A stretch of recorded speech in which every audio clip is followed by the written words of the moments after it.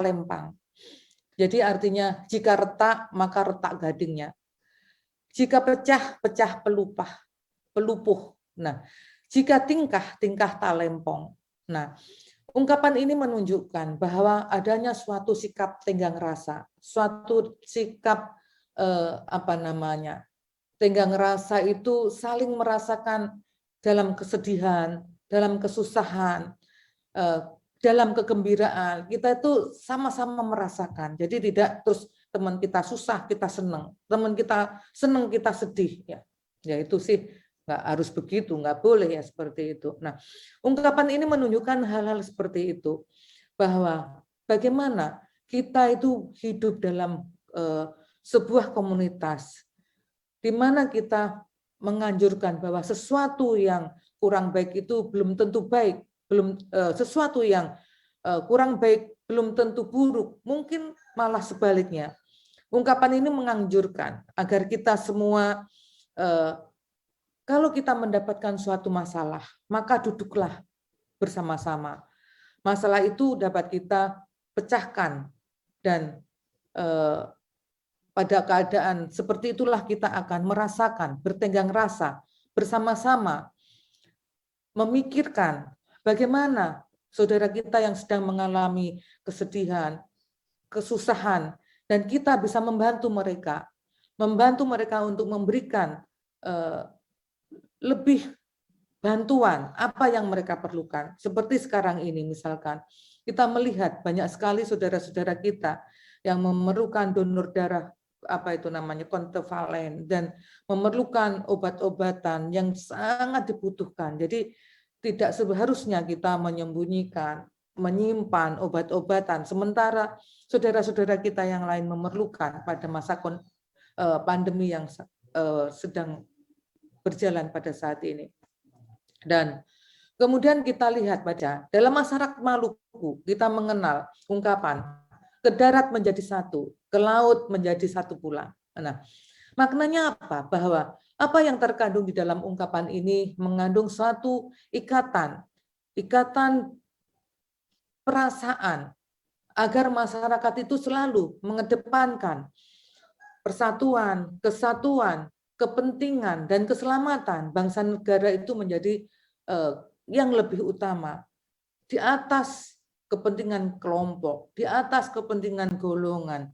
Kita harus mengutamakan kepentingan masyarakat kita di atas kepentingan kita pribadi, golongan, dan tentu saja kepentingan-kepentingan yang lainnya.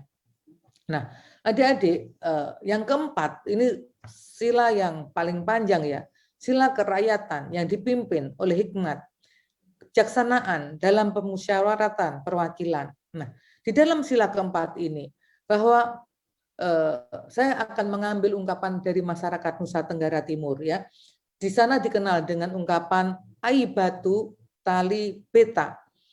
Dalam kalau di bahasa Indonesia kan bisa ibarat pohon tumbang tali putus. Bagaimana ungkapan ini melambangkan, dapat kita artikan sebagai sebuah suatu keputusan itu apabila dilakukan secara bersama-sama, itu akan membawa faedah, manfaat yang lebih baik, dan tidak boleh keputusan itu diambil atau dipaksakan oleh diri sendiri.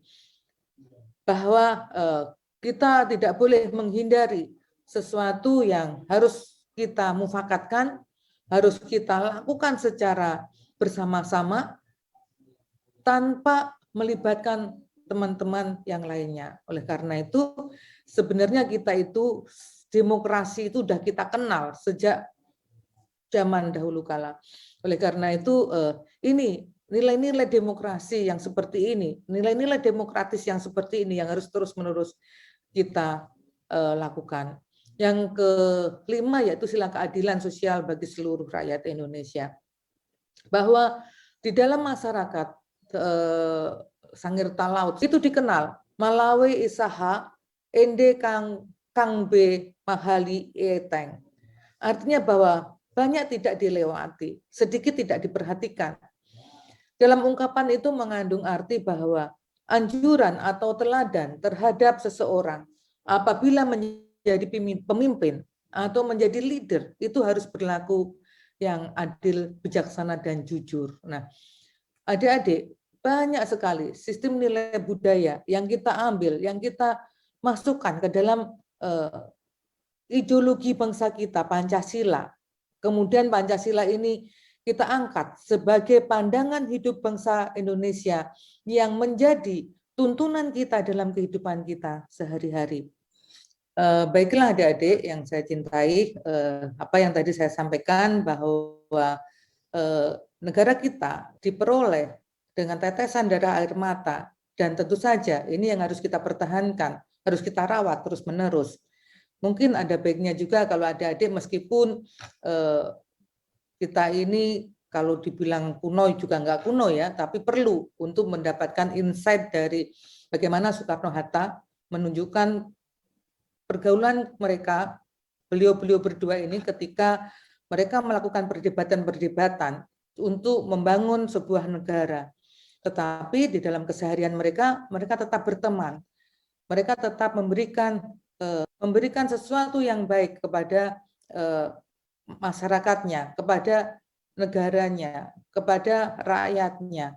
Oleh karena itu, saya mencoba adik-adik untuk juga membaca ya buku-buku, referensi-referensi, jurnal-jurnal yang terkait bagaimana Soekarno, Hatta melakukan perdebatan-perdebatan untuk membentuk negara kesatuan Republik Indonesia itu. Dan saya pikir buku ini tidak akan pernah ada usia atau kedaluarsanya ya, karena ini akan terus update atau akan terus memberikan wawasan kebangsaan kepada kita, terutama para founding fathers kita, seluruh founding fathers kita ya, tidak hanya Soekarno-Hatta, tetapi seluruh semua pendahulu kita, para pejuang-pejuang kita, memberikan contoh yang luar biasa bagaimana mereka mensepakati untuk dapat hidup bersama-sama, untuk dapat hidup dengan damai, dengan menyadari perbedaan itu. Dan ini adalah suatu hal yang indah yang diciptakan oleh Tuhan Yang Maha Esa. Adik-adik sekalian yang saya hormati, saya ingin sekali lagi mengajak adik-adik kepada adik-adik semua, marilah kita rawat Indonesia kita ini. Di tangan adik-adik lah nanti negara ini akan berlangsung kehidupannya. Adik-adik adalah pemimpin masa depan, dan oleh karena itu kita sangat berharap adik-adik menjaga persatuan, kesatuan ini dengan sebaik-baiknya. Baik, terima kasih. Tetap jaga semangat, tetap jaga 5M, dan mudah-mudahan kita selalu diberi kesehatan, diberikan kemudahan di dalam melawan pandemi yang saat ini sedang berkembang di Indonesia. Terima kasih. Assalamualaikum warahmatullahi wabarakatuh. Selamat pagi dan salam sejahtera.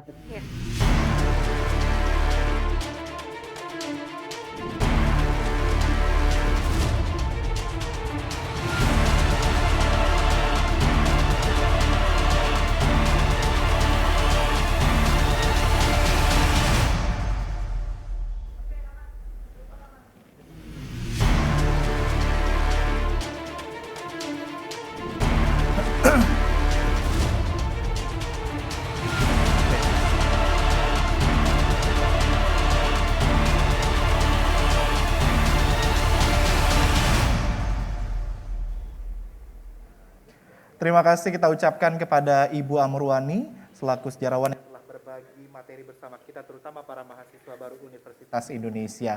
Ya. Luar biasa sekali ya Sastia. Ya. Nah, kali ini sudah bergabung bersama kita secara virtual Ibu Amruwani. Assalamualaikum Ibu. Assalamualaikum. Selamat siang Ibu. Siang Mbak. Terima kasih Ibu sudah berkenan tadi menyampaikan paparan materi. Mudah-mudahan para mahasiswa yang menyaksikan walaupun di tengah situasi pandemi COVID-19 secara virtual tidak mengurangi esensi apa yang disampaikan oleh Ibu. Ibu, pesan apa yang akan diberikan kepada mahasiswa baru Universitas Indonesia? Ya, terima kasih Mas. Mas siapa ya? Saya belum kenalan. Saya Mas Reska, Ibu Amruwani. Mas Raka, terima kasih. Baik Mas Raka, satu hal yang ingin saya sampaikan kepada para mahasiswa baru ini kan mereka para pemuda-pemudi pada saat itu Soekarno Hatta juga seumur-umur pada adik-adik sekarang ini ya.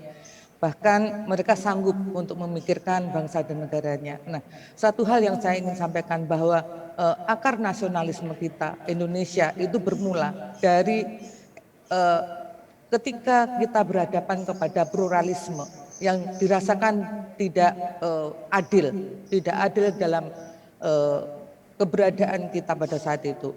Nah, nasionalisme yang membayangkan terwujudnya suatu komunitas baru yang bersifat transetnik, yang melampaui ikatan primordial dan ikatan-ikatan tradisional lama. Nah, tentu saja ini merupakan suatu ideologi yang dikembangkan oleh para pemuda-pemudi pada saat itu. Seumur adik-adik para mahasiswa-mahasiswa ini. Nah, tentu saja Hatta pada saat 1922 di Belanda menggaungkan dengan nama Perhimpunan Indonesia, dan pertama kali Indonesia digunakan di sana dengan nama Perhimpunan Indonesia itu, yang sebelumnya adalah kita tidak pernah dikenal pada tataran internasional, dan disitulah Hatta pertama kali memperkenalkan konsep nama Indonesia itu. Baik Ibu Amurwani, terima kasih Ibu. Rasanya kita pengen berbincang-bincang lebih lama lagi ya Sastia. Ya, namun keterbatasan waktu kita di siang hari ini mudah-mudahan bisa bermanfaat. Terima kasih sekali lagi Ibu Amurwani. Salam sehat selalu. Salam sehat ya. Baik Mas Reska, setelah tadi kita sudah mendengarkan paparan dari 3 narasumber yang luar biasa, dan tentunya seluruh insight baru yang didapatkan oleh mahasiswa akan diaplikasikan pada kehidupan sehari-hari. Terutama nilai-nilai Pancasila ya Sastia. Betul sekali Mas Reska. Nah, selanjutnya kita juga akan belajar bersama tentang proses terbentuknya negara Indonesia. Nah, mungkin banyak mahasiswa baru yang sudah pernah belajar sedikit ya tentang Indonesia dari era kerajaan sampai sekarang. Nah, sekarang kita akan merefresh kembali tentang terbentuknya negara Indonesia melalui tayangan berikut ini, Aku Indonesia Satu Karena Beda.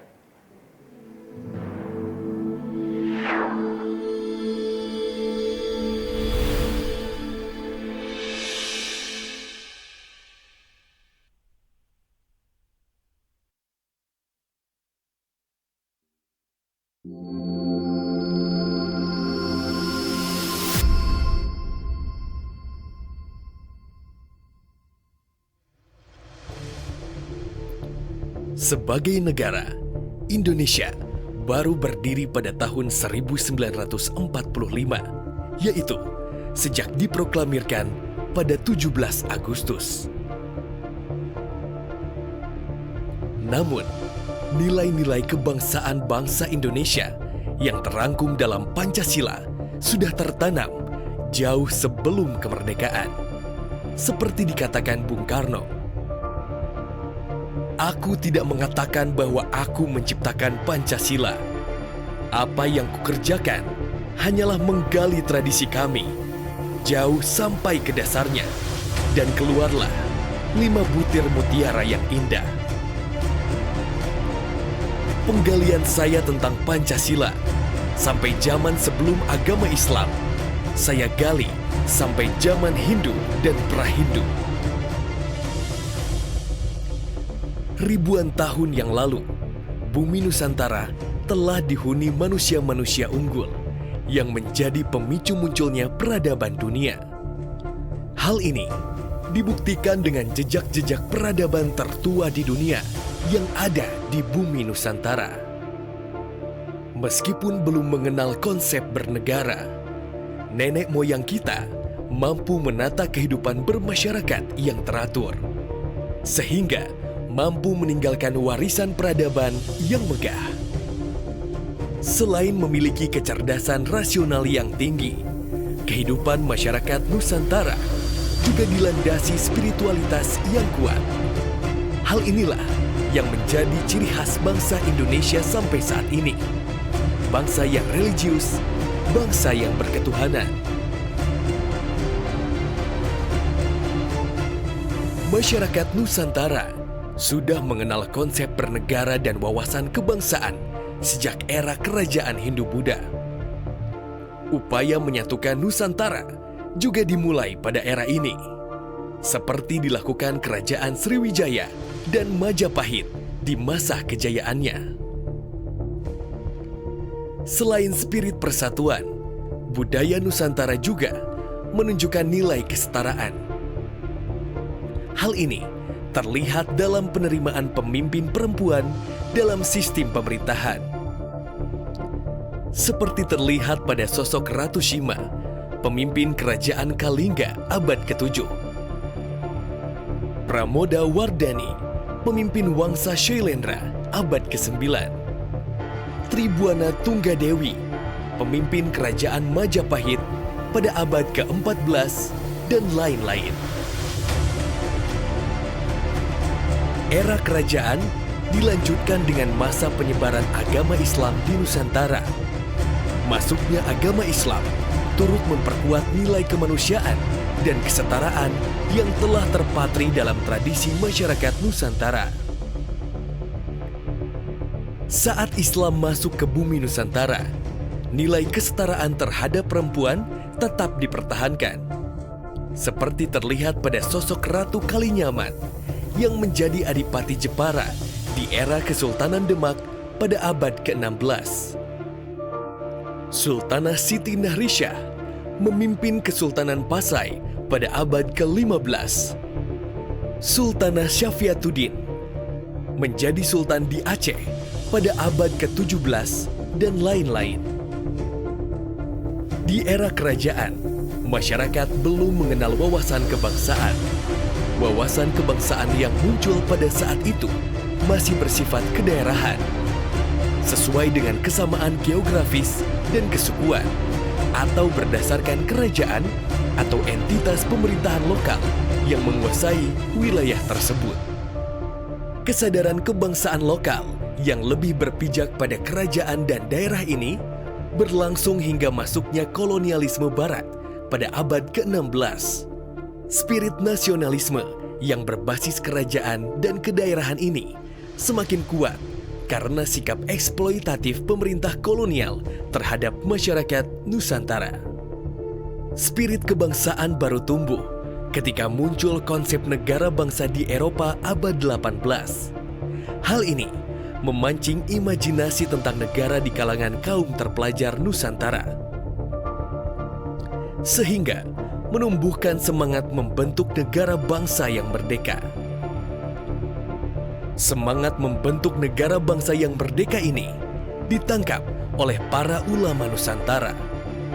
Pada tahun 1871, seorang ulama Aceh bernama Syekh Ibrahim Ibnu Hussein Buengcala membuat suatu prediksi bahwa pada tahun 1365 Hijriah atau 1945 Masehi akan berdiri suatu negara yang adil bijaksana bernama Al-Jumhuriyah Al-Indonesia.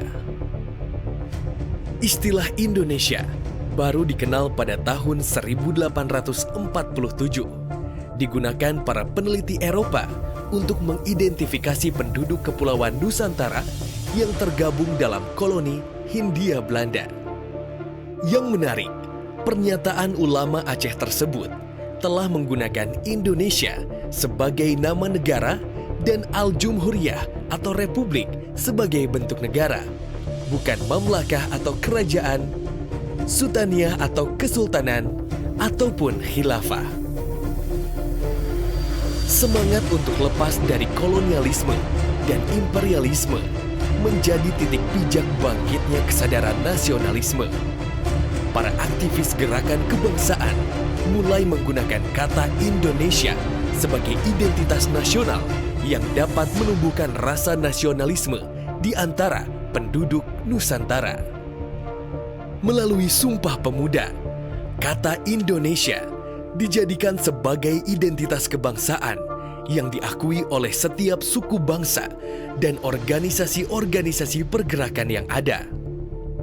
Sejak peristiwa Sumpah Pemuda, Indonesia telah menjadi identitas yang menyatukan segala suku, agama, dan golongan. Berbagai bentuk perjuangan dan pergerakan melawan penjajah dilakukan demi kepentingan Indonesia, bukan atas nama daerah atau etnis lagi. Perjuangan rakyat Indonesia mencapai puncaknya pada proklamasi kemerdekaan Indonesia. Diawali dengan mufakat dalam merumuskan dasar negara Indonesia, Pancasila. Seperti kata Bung Karno, namanya ialah Pancasila. Sila artinya azas atau dasar. Dan di atas kelima dasar itulah kita mendirikan negara Indonesia, kekal dan abadi. Digali dari jantung perjalanan bangsa, 5 sila Pancasila merajut tenunan kebudayaan dan ribuan tahun sejarah bangsa. Pancasila sebagai pandangan hidup, dasar negara, serta ideologi merupakan intisari perenungan dan titik persetujuan bangsa yang melandasi perjalanan bangsa Nusantara menjadi Indonesia hingga saat ini dan di masa depan. Dengan demikian, berdirilah Negara Kesatuan Republik Indonesia yang pada saat itu menaungi 70 juta penduduk yang tersebar di 8 provinsi. Bertahun kemudian, upaya melepaskan seluruh wilayah Nusantara dari imperialisme Barat berhasil digenapi dengan jangkauan wilayah yang membentang dari Sabang sampai Merauke, dari Miangas sampai Rote. Sesuai mandat Undang-Undang Dasar, Indonesia terus berusaha mewujudkan perdamaian dunia yang berdasarkan kemerdekaan, perdamaian abadi, dan keadilan sosial. Jejak sejarah menunjukkan Indonesia bukan negara yang berdiri satu malam. Indonesia bukan negara untuk satu kelompok atau satu golongan. Indonesia adalah hasil perjuangan panjang yang penuh pengorbanan. Dan perjuangan itu takkan menuai hasil tanpa persatuan. Hai pemuda-pemudi Indonesia, berapa jumlahmu? Jawablah, kami hanya satu. Kita bertujuan bernegara 1000 windu lamanya. Bernegaralah selama-lamanya. Sekali merdeka, tetap merdeka. Merdekalah selama-lamanya. Berbagai cobaan dan hambatan terus mendera negara Indonesia. Sejak era nation building yang dipimpin Soekarno, era Orde Pembangunan yang dipimpin Soeharto, sampai saat ini era reformasi, Indonesia tak pernah berhenti menghadapi berbagai tantangan. Tapi Indonesia tetap kokoh berdiri. Jika hari ini kita dapat menikmati kemerdekaan dan berdiri tegak secara terhormat di hadapan bangsa lain, itu adalah berkat perjuangan dan pengabdian tulus dari para pejuang dan pendahulu kita. Kini, saatnya kita menjaga dan merawat serta mempertahankan kedaulatan negara yang telah diperjuangkan dengan tetesan darah dan air mata. Mengabdi untuk Indonesia adalah perjuangan tanpa akhir. Berjuang untuk kedaulatan Indonesia adalah bagian dari cara mengamalkan ajaran agama. Di era digital ini, kita menghadapi banyak tantangan baru, baik dalam bentuk kompetisi global maupun faham-faham ideologi yang dapat menimbulkan disintegrasi bangsa. Kita perlu mengaktualisasi potensi diri dan meningkatkan kreativitas dengan berpijak pada nilai-nilai luhur Pancasila dan sejarah perjuangan bangsa sebagai sumber inspirasi. Karena di dalam 5 butir Pancasila itu, kita akan menemukan jawabannya.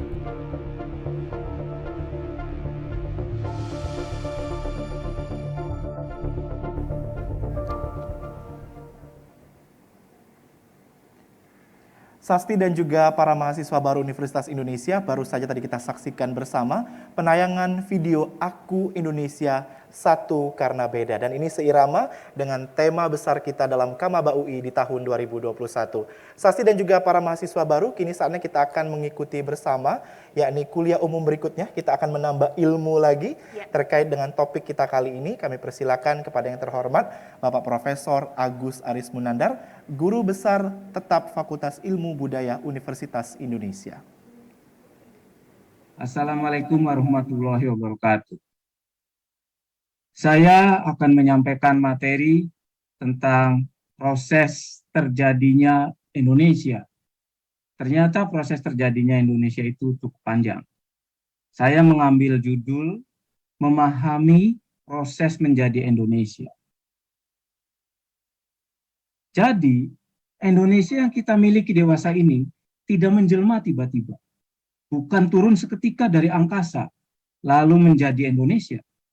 Indonesia itu mengalami berbagai proses pembentukan dan proses pengubahan yang berbeda dari negara-negara lain.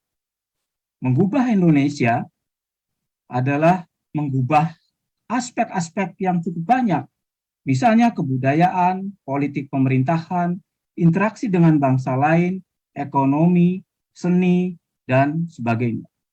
Kita bisa melihat pada gambar bagan ini bahwa kalau kita ringkas perkembangan Indonesia itu seperti pada bagan. Diawali dengan masa prasejarah, lalu menyusul masa Hindu-Buddha atau masa klasik, lalu berkembang agama Islam, lalu masuk ke era kolonial, dan akhirnya menjadi Republik Indonesia. Itu kalau kita ringkaskan. Kita bicara dulu pada masa paling awal, sebelum Indonesia itu terbentuk pada masa prasejarah dan protosejarah. Kita sebut pada waktu itu negara kita adalah kepulauan yang masih dihuni oleh orang-orang Austronesia. Awalnya merupakan kelanjutan masyarakat Austronesia yang berdasarkan pada sistem monokultural. Ketika mereka telah menetap di berbagai wilayah di Kepulauan Nusantara, mulailah dikembangkan corak kebudayaannya sendiri-sendiri. Persentuhan dengan kebudayaan asing, India dan Cina, dilakukan dengan dialog terbuka, tanpa paksaan. Ini adalah peta persebaran dari jalur perlayaran antara India dan Cina pada awal protosejarah itu yang berhubungan dengan penduduk Nusantara. Dari India datang ke Nusantara dan sebaliknya. Oleh karena itu lalu kita mendapat pengaruh dari luar yang pertama sekali, yaitu pengaruh dari India. Pada awalnya kita berdiri di Nusantara itu berdiri dua kerajaan paling awal, yaitu Tarumanagara dan Kutai Kuno. Kedua kerajaan itu menerima pengaruh kebudayaan India yang datang, yaitu ajaran Weda kuno, Buddha, dan Hindu Trimurti. Masa itu telah berkembang perdagangan dengan Cina dan Niagawan India dan daerah-daerah lain di Nusantara. Kedua kerajaan itu juga meninggalkan prasasti-prasasti, arca, dan bangunan suci keagamaan.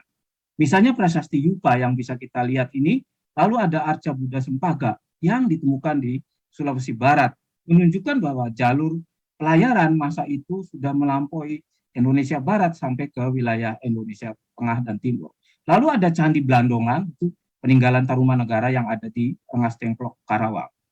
Menyusul kerajaan Sriwijaya sebagai kerajaan Nusantara yang pertama, merupakan kerajaan maritim yang pertama, mengembangkan agama Buddha yang mengajarkan konsep ahimsa. Sekitar 1000 biksu konon tinggal dan mempelajari agama Buddha di Sriwijaya. Demikian laporan Itsing, seorang pendeta Buddha Cina yang tinggal selama 6 bulan di Sriwijaya. Ini adalah wilayah kekuasaan Sriwijaya dan jalur-jalur pelayarannya. Juga ada tinggalan prasasti-prasasti masa itu. Prasasti Telaga Batu, arca Buddha di Bukit Siguntang di Palembang, prasasti Kota Kapur, dan lain-lain lagi.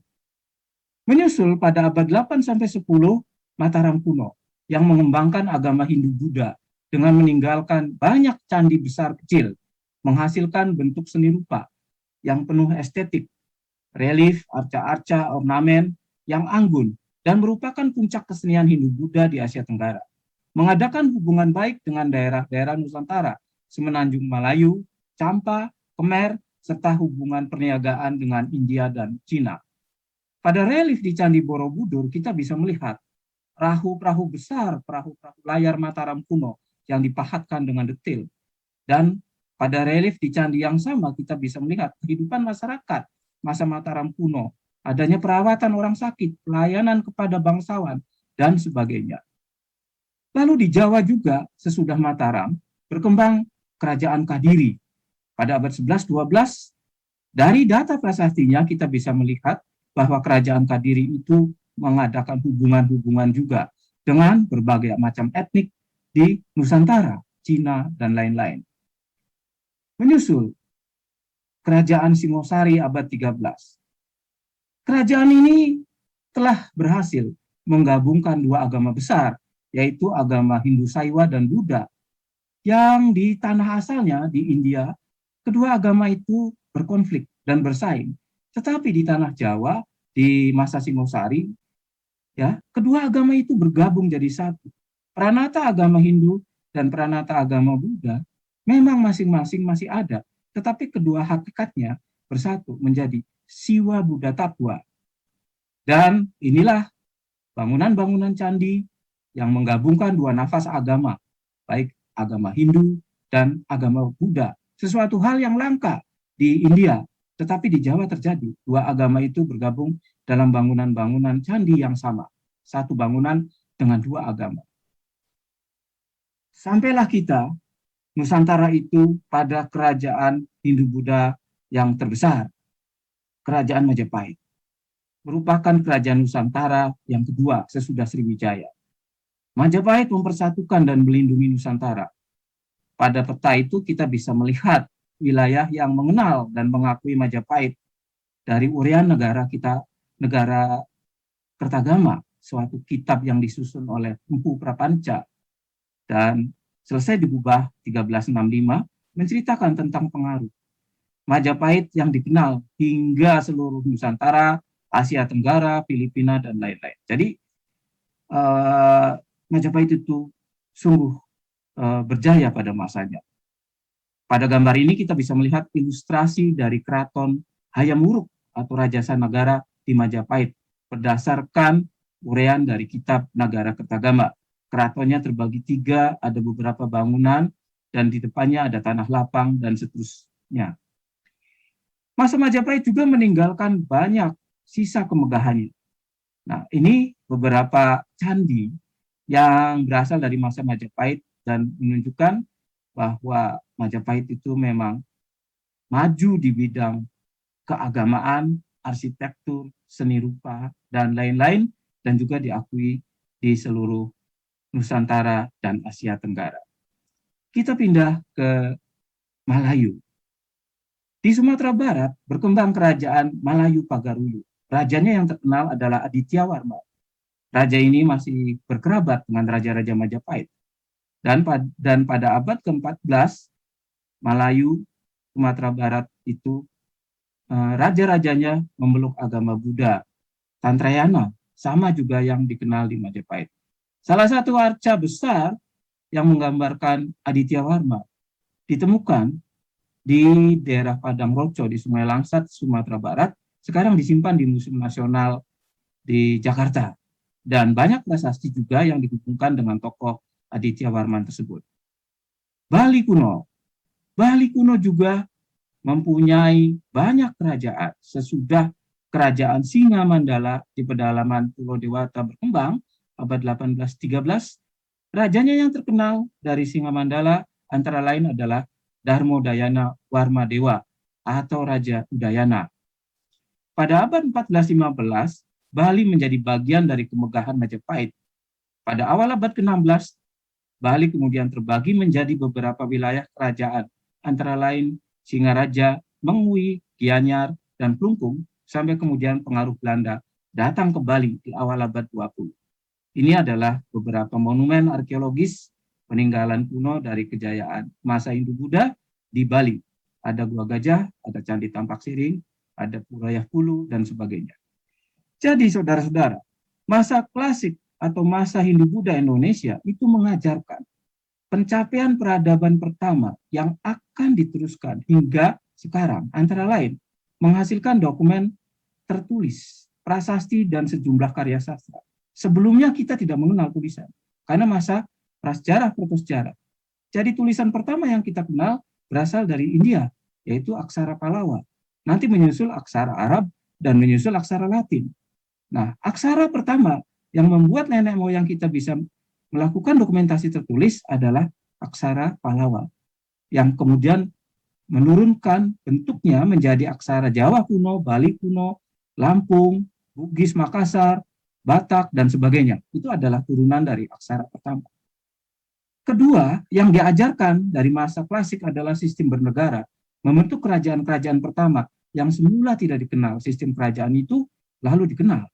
Sistem kerajaan tersebut terus berlanjut hingga masa Islam, dan akhirnya sistem bernegara itu sampai sekarang kita mengenal sistem bernegara. Jadi sistem bernegara paling awal itu dikenal pada masa klasik Indonesia. Yang ketiga, mengembangkan pencapaian estetik yang diekspresikan dalam berbagai karya seni yang terus dikagumi dan menjadi acuan hingga sekarang. Kalau kita lihat dalam Bagan, terjadi pergeseran sifat kebudayaan yang dilakukan sejak masa prasejarah hingga zaman dikenalnya tulisan atau zaman sejarah. Pada masa prasejarah, nenek moyang kita tunggal, orang-orang Austronesia mengembangkan monokultural. Kemudian masa klasik Indonesia, zaman klasik Nusantara, mengembangkan multikultural dengan banyak kerajaan. Begitupun pada masa perkembangan Islam. Islam dan tampilnya kerajaan-kerajaan Islam yang juga mengembangkan kebudayaan-kebudayaan lokalnya, tetapi mereka masih tetap saling berinteraksi. Masuk dan berkembangnya Islam di Nusantara mengalami proses penyebaran secara damai atau disebut penetrasiong Pasifik melalui dagang, dakwah, perkawinan, pendidikan, dan sebagainya.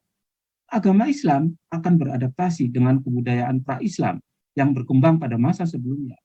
Agama Islam di Kepulauan Nusantara mengembangkan banyak kerajaan dan kesultanan yang merdeka dan berdaulat penuh setelah masa klasik berakhir. Kata ini memperlihatkan bagaimana penyebaran agama Islam itu masuk ke berbagai pelosok pulau-pulau di Nusantara. Dari mulai wilayah barat, Sumatera, Jawa, Kalimantan, terus sampai ke Papua. Ini peninggalan-peninggalan Islam yang kuno berupa masjid-masjid yang masih bertahan dan dipugar kembali.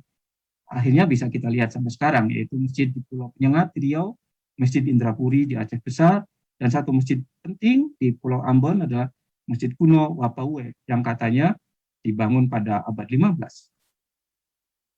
Di Jawa juga muncul kerajaan-kerajaan yang bercorak Islam, yaitu misalnya Keraton Kasepuhan di Cirebon masih ada, dan sisa kemegahan dari Kesultanan Demak, yaitu Masjid Agung Demak, yang sampai sekarang masih berdiri di Demak. Di Sulawesi ada Istana Goa, dari bentuk dari suatu kerajaan Goa di Sulawesi Selatan. Ada Puri Mangkunegaran di Jawa Tengah. Ada Istana Kesultanan Banjar di Banjarmasin. Lalu di Sumbawa juga berdiri Kesultanan Bima. Lalu Kesultanan Ternate Tidore. Ini adalah keratonnya yang dalam kondisi 2018 masih terawat dengan baik. Kerajaan Gua Talo, Kesultanan Aceh, Istana Kadariah di Pontianak, dan masih banyak bentuk-bentuk dan macam kesultanan lain di Indonesia. Kerajaan-kerajaan Islam di Nusantara itu mengadakan interaksi dan hubungan akrab satu dengan lainnya. Perkembangan kebudayaan di tiap kerajaan atau kesultanan senantiasa berlandaskan agama Islam, menjaga kemerdekaan dan kedaulatannya, menolak monopoli pihak asing, terutama orang-orang Eropa, Portugis, Inggris, dan Belanda. Sampailah pada akhir abad 16, 1596, mendaratlah orang-orang Belanda dipimpin oleh Cornelis de Houtman di Banten. Tetapi karena mereka congkak dan ingin melakukan monopoli perdagangan dengan Kesultanan Banten, mereka pun terusir, tidak bisa melakukan perniagaan ke Banten. Mereka langsung menuju ke jantung rempah-rempah di Maluku dan merebut Ternate dan Tidore melalui peperangan. Belanda kemudian menanamkan pengaruhnya dengan mendirikan banyak simbol kekuasaan kolonial. Benteng-benteng didirikan, antara lain Benteng Belgika di Bangka. Lalu belakangan juga mendirikan Balai Kota Batavia yang masih ada itu sekarang jadi Museum Sejarah Jakarta. Di Makassar, Belanda membangun Benteng Rotterdam. Ini keadaannya sekarang setelah dipugar. Dan di Banten, Belanda menyisakan reruntuhan benteng mereka, namanya Benteng Spelwe. Bagaimana sikap Kesultanan dan kerajaan-kerajaan Nusantara waktu itu? Mereka mengadakan perlawanan. Meletuslah Perang Banjar di Banjarmasin, lalu menyusul Perang Padri di Sumatera Barat, lalu perebutan Palembang dengan melalui Sungai Musi, Perang Jambi, Perang Jawa atau Perang Diponegoro di Jawa Tengah yang membuat Belanda kewalahan, dan perang besar, Perang Aceh di akhir abad 19, dan perang yang sangat menyedihkan di awal abad 20, yaitu Puputan Badung tahun 1904 dan Puputan Pelungkung 1906 di Pulau Bali. Ya. Pada perang itu, namanya juga Perang Puputan, habis-habisan seluruh isi Puri Badung dan Puri Kelungkung dibunuh Belanda. Mereka melawan dengan peralatan seadanya. Dan sejak itu, Belanda mencengkeram Pulau Dewata. Saudara-saudara, pada awal abad 20 itulah kemudian sekelompok pemuda yang sedang belajar di Batavia, di Hindia Belanda waktu itu, mereka merasakan bahwa bangsa kita yang besar ini dicengkeram oleh pemerintah kolonial, oleh pemerintah penjajahan Hindia Belanda. Mereka kemudian membentuk organisasi kepemudaan yang bercita-cita untuk membebaskan Indonesia dari belenggu penjajahan. Maka muncullah organisasi yang pertama, Budi Utomo, berdiri 1908, hanya 2 tahun sesudah Puputan Pelungkung. Lalu menyusul organisasi-organisasi lain seperti Young Ambon, Young Celebes, Young Java, Young Islamitan Bond, dan sebagainya. Masa itulah yang disebut dengan pergerakan nasional. Tokohnya adalah Dr. Sutomo. Lalu tahun-tahun pun berlanjut, akhirnya pada tahun 1928 dengan kesadaran penuh pemuda-pemuda Nusantara itu mengikrarkan Sumpah Pemuda yang isinya saudara-saudara juga semua sudah tahu bahwa kami putra dan putri Indonesia mengaku bertumpah darah yang satu, tanah Indonesia. Kami putra dan putri Indonesia mengaku berbangsa yang satu, bangsa Indonesia. Kami putra dan putri Indonesia menjunjung bahasa persatuan, bahasa Indonesia. Pada tahun 1930, Insinyur Soekarno dan kawan-kawan diadili oleh Belanda di Bandung. Dan pada waktu mengadakan pidato pembelaan, diberi judul oleh Insinyur Soekarno, Indonesia Menggugat. Itulah dokumen yang akan menjadi cita-cita dan seterusnya bagaimana Indonesia harus merdeka dari penjajahan Belanda.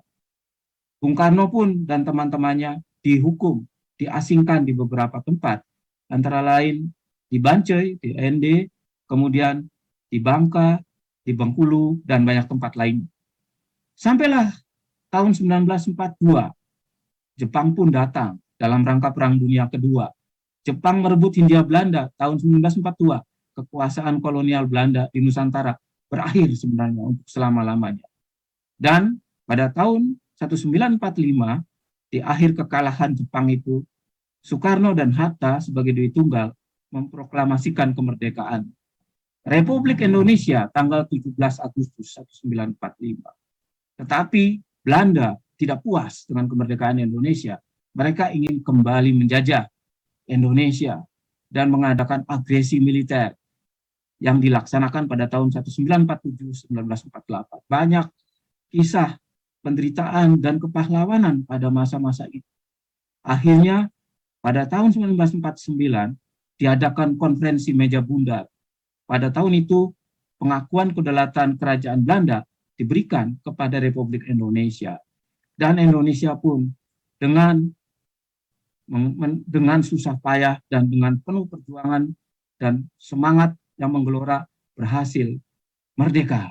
Satu peristiwa penting lagi. pada tahun 1955 adalah Konferensi Asia Afrika. Pada tahun ini, Indonesia dipandang oleh dunia internasional karena mampu mengajak bangsa-bangsa di Asia dan Afrika untuk bersatu padu menentang kolonialisme para penjajah dan akhirnya mencapai kemerdekaan. Dan pada akhirnya, saudara-saudara, data arkeologis mengajarkan bahwa sejak zaman prasejarah, protosejarah, nenek moyang kita itu sama sebenarnya, yaitu orang-orang Austronesia. Nusantara adalah mosaik etnik sejak masa silam, mosaik sistem kerajaan, sistem kesultanan yang saling berinteraksi dengan damai. Dalam masa kolonial Belanda, kerajaan-kerajaan Nusantara senantiasa menentang kekuasaan kolonial, namun dapat dikalahkan oleh Belanda dengan siasat pecah belah, kuasai, dan dilakukan secara keji. Bangsa Indonesia telah bertekad bersatu dalam sistem kenegaraan yang berdaulat, adil, dan makmur, bergaul sejajar dengan bangsa-bangsa lain di dunia. Saudara-saudara, kita sekarang berada dalam rangka Indonesia yang telah merdeka. Semoga saja Indonesia itu menjadi jaya dan Indonesia Raya itu tetap berkumandang sepanjang masa. Demikian saudara-saudara, kurang lebihnya mohon maaf. Terima kasih. Wassalamualaikum warahmatullahi wabarakatuh. Waalaikumsalam warahmatullahi wabarakatuh. Sasti dan juga para mahasiswa baru saja kita dengarkan bersama penyampaian materi yang sangat luar biasa sekali di hari ini. Terima kasih kepada Profesor Agus Aris Munandar, Guru Besar Tetap Fakultas Ilmu Budaya Universitas Indonesia. Mudah-mudahan bisa bermanfaat, apalagi ini menjadi awal baru bagi mahasiswa di Universitas Indonesia ya. Ya, betul sekali. Nah, tidak terasa, Mas Reska, kita sudah masuk ke dalam agenda terakhir Kamaba hari pertama untuk Kamaba UI 2021. Untuk itu, kami ingin mengajak teman-teman mahasiswa untuk mengisi formulir berikut ini yang gunanya untuk apa nih, Mas Reska? Nah, ini gunanya adalah untuk mengukur sejauh mana para mahasiswa baru menyimak sejumlah materi dan kegiatan yang sudah kita hadirkan hari ini ya, Sasti ya? Iya, betul sekali. Dan asesmen ini wajib karena syarat untuk mendapatkan jaket kuning seperti ini, Mas Reska. Jadi untuk itu bagi para mahasiswa baru, mulai hari ini nanti dan hari seterusnya harus menyimak ya, Sasti ya? Betul. Berbagai materi dan kegiatan yang diberikan oleh Universitas Indonesia. Baik, silakan untuk teman-teman mahasiswa baru Universitas Indonesia tahun 2021 untuk dapat mengunjungi link berikut ini yang tertera di dalam layar teman-teman. Iya. Sudah tampil di layarnya masing-masing dan kita berikan waktu selama 30 menit ya, Sasti ya. Ya, silakan untuk mengisi dan kembali lagi ke ruangan Zoom ataupun YouTube ini setelah selesai mengisi asesmen formulir.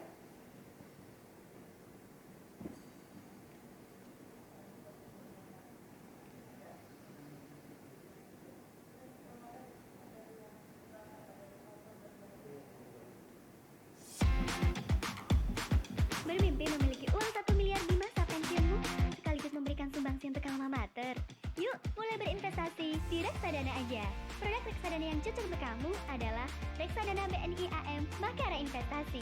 BNI AM Makara Investasi adalah produk investasi berbasis reksadana pendapatan tetap yang diterbitkan oleh BNI Asset Management yang bekerjasama dengan Universitas Indonesia yang dimulai dari Rp100.000. Dengan kamu berinvestasi di reksadana BNI AM Makara Investasi, jika kamu berusia 19 tahun dan memiliki impian mendapatkan uang 1 miliar dengan target umurmu 55 tahun, maka kamu perlu investasi sebesar 500 ribuan per bulan dengan indikasi kinerja sebesar 7% net per tahun. Jadi, tunggu apa lagi? Yuk, invest now di reksadana BNI AM Makara Investasi. Kamu dapat membeli reksadana ini melalui Bank BNI cabang terdekat ataupun secara online melalui agen penjual reksadana di perusahaan sekuritas atau perusahaan fintech.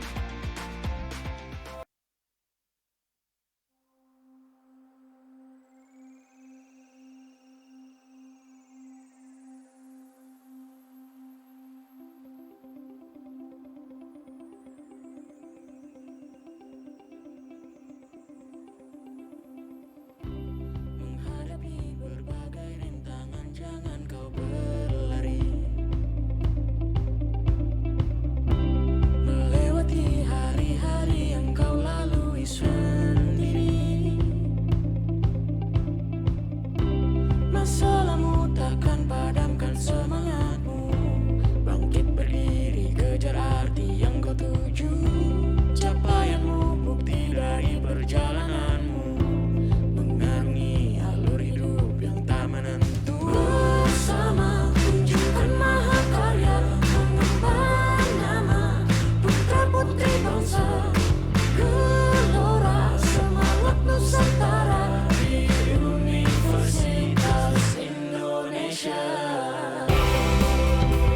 Maju bersama kampus Merdeka di Universitas Indonesia. UI bangun masa depan bangsa, Indonesia jaya. Kita tuntut ilmu dan berkarya di Universitas Indonesia. Bangun semangat baru di Universitas Indonesia. Maju bersama kampus Merdeka di Universitas Indonesia. Bangun masa depan bangsa, Indonesia jaya. Kita tuntut ilmu dan berkarya di Universitas Indonesia. Bangun semangat baru di Universitas Indonesia.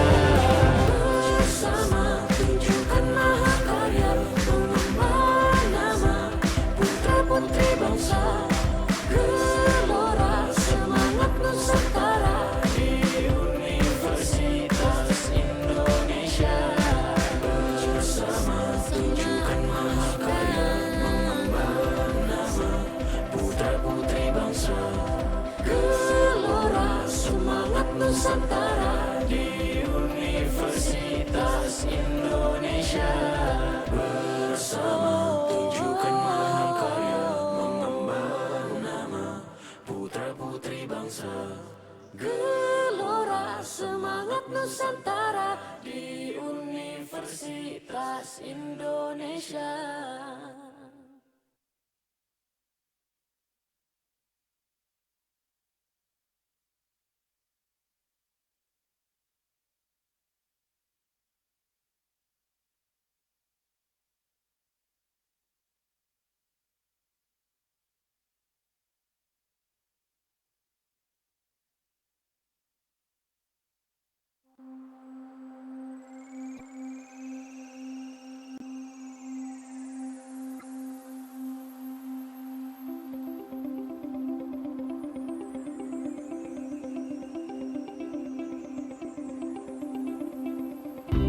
Menghadapi berbagai rintangan, jangan kau berlari. Melewati hari-hari yang kau lalui sendiri. Masalahmu takkan padamkan semangatmu. Bangkit berdiri, kejar arti yang kau tuju. Capaianmu bukti dari perjalananmu, mengarungi alur hidup yang tak menentu. Bersama tunjukkan mahakarya, mengembang nama putra-putri bangsa. Gelora semangat Nusantara di Universitas Indonesia. Maju bersama kampus Merdeka di Universitas Indonesia. UI bangun masa depan bangsa, Indonesia jaya. Kita tuntut ilmu dan berkarya di Universitas Indonesia. Bangun semangat baru di Universitas Indonesia. Maju bersama kampus Merdeka di Universitas Indonesia. Bangun masa depan bangsa,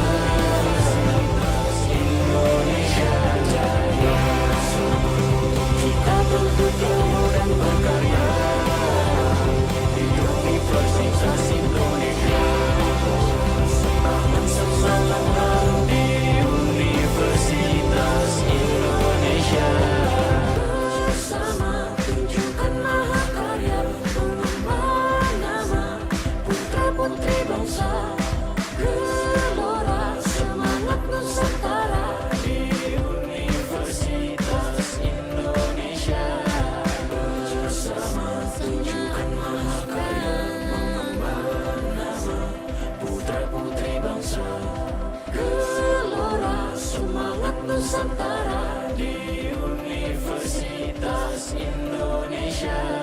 Bersama tunjukkan mahakarya, mengemban nama putra-putri bangsa. Gelora semangat Nusantara di Universitas Indonesia.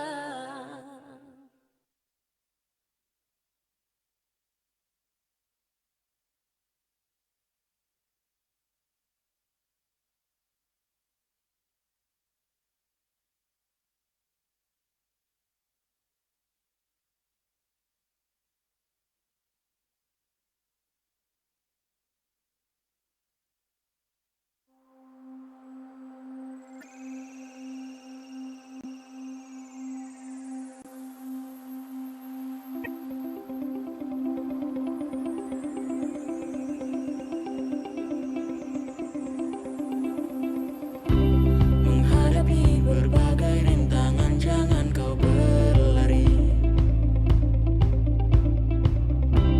Melewati hari-hari yang kau lalui sendiri. Masalahmu takkan padamkan semangatmu. Bangkit berdiri, kejar arti yang kau tuju. Capaianmu bukti dari perjalananmu. Mengarungi alur hidup yang tak menentu. Bersama tunjukkan mahakarya, mengemban nama putra-putri bangsa. Gelora semangat Nusantara di Universitas Indonesia. Maju bersama kampus merdeka di Universitas Indonesia. Dibangun masa depan bangsa. Indonesia jaya. Kita tuntut ilmu dan berkarya di Universitas Indonesia. Bangun semangat baru di Universitas Indonesia. Maju bersama kampus merdeka di Universitas Indonesia. Dibangun masa depan bangsa. Baik teman-teman mahasiswa, diinformasikan batas waktu pengisian asesmen tinggal 20 menit lagi.